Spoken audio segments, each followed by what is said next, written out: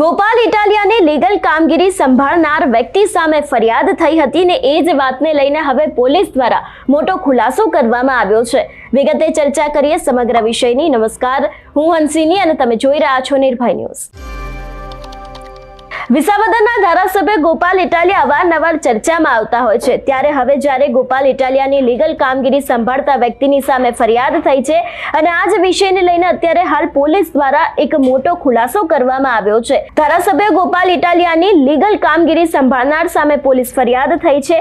નકલી સોલવંશી બનાવી હોવાના મામલે વિસાવદર મામલતદારે ફરિયાદ નોંધાવી છે। ભટ્ટ વાવડીના મનસુખ પાટરિયા અને મોટી મોણપરીના ધર્મેશ કાનાણી સામે વિસાવદર પોલીસમાં ગુનો નોંધાયો છે। વર્ષ 2021માં અસલ સોલવંશીમાં ચેડા કરીને બંને શખ્સોએ ભેગા મળીને નકલી સોલવંશી બનાવી હતી। ધર્મેશ કાનાણી આમ આદમી પાર્ટીનો લીગલ સેલ જોઈન્ટ સેક્રેટરી છે। જિલ્લા પોલીસ વડા દ્વારા બનાવીને તપાસ એસઓજીને સોંપવામાં આવી છે અને એસઓજીની ટીમે ધર્મેશ કાનાણીની ઓફિસમાં સર્ચ શરૂ કર્યું હતું। ગોપાલ ઇટાલિયાના અંગત ધર્મેશ કાનાણી પોલીસ દ્વારા અટકાયત કરીને અત્યારે હાલ વધુ તપાસ હાથ ધરવામાં આવી છે અને ખાસ કરીને આ વિષય ઉપર પોલીસનો સૌથી મોટો ખુલાસો સામે આવ્યો છે। સૌથી પહેલા તો પોલીસે વધુમાં શું કહ્યું તે સાંભળીએ।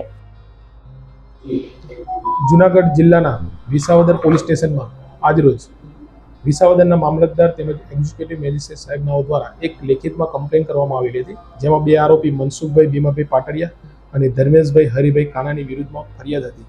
જે ફરિયાદ દાખલ થયા બાદ આગળની તપાસ અમને સોંપવામાં આવેલી હતી।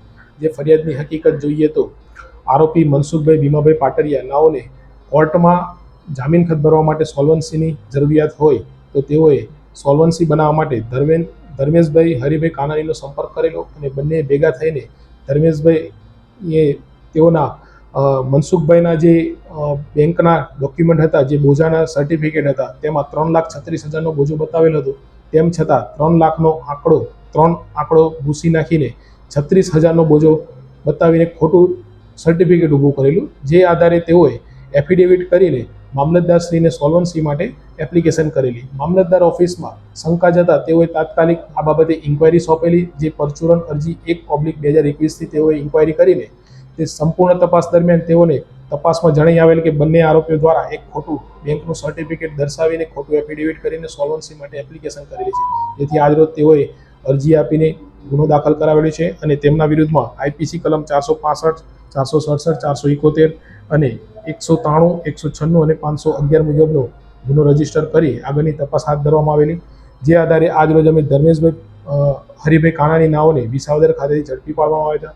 તેઓને ઝડપી પાડ્યા બાદ તેઓની ઓફિસે સર્ચ ઓપરેશન હાથ ધરીને તેમના ઓફિસમાંથી જે તે સમયે જે સ્ટેમ્પ ખરીદવા માટેના રજીસ્ટર હતા 2021ના તે અમે ગુનાના કામે કબજે કરેલા છે। તેમજ સ્ટેમ્પ માટેની જે એપ્લિકેશન હોય તે ઓરિજિનલ એપ્લિકેશન 2021ની કબજે કરવામાં આવેલી છે। પૂછપરછ દરમિયાન ધર્મેશભાઈ હરિભાઈ કાનાણીઓએ જણાવેલ છે કે તેઓ આમ આદમી પાર્ટીમાંથી લીગલ ડિસ્ટ્રિક્ટ જોઈન્ટ સેક્રેટરી તરીકે તેમની નિમણૂક કરવામાં આવેલી હતી અને છેલ્લા ઘણા સમયથી ધારાસભ્ય શ્રી ગોપાલભાઈ ઇટાલિયા નાઓના પર્સનલ સેક્રેટરી તરીકે ફરજ બજાવે છે અને તેમના તમામ ડોક્યુમેન્ટની કાર્યવાહી તેઓ દ્વારા કરવામાં આવતી હોય છે। આ કામે હવે વધુ કોઈ આરોપી સંડોવાયેલા છે કેમ તે બાબતે ઊંડાણપૂર્વક તપાસ કરવામાં આવશે। ધર્મેશભાઈ આ ફરિયાદમાં જે આરોપી છે ધર્મેશભાઈ હરિભાઈ કાનાણી, તેઓના વિરુદ્ધમાં અગાઉ 2013માં એક ઝેરોક્સ ચોરી બાબતનો ગુનો રજીસ્ટર કરવામાં આવેલો હતો અને 2024માં એક ખોટા પોસ્ટર બનાવવા બાબતેનો ગુનો દાખલ કરવામાં આવ્યો હતો। બંનેમાં તેઓની ધરપકડ થયેલી હતી। આમ તેઓ ગુનાહિત ઇતિહાસ ધરાવે છે।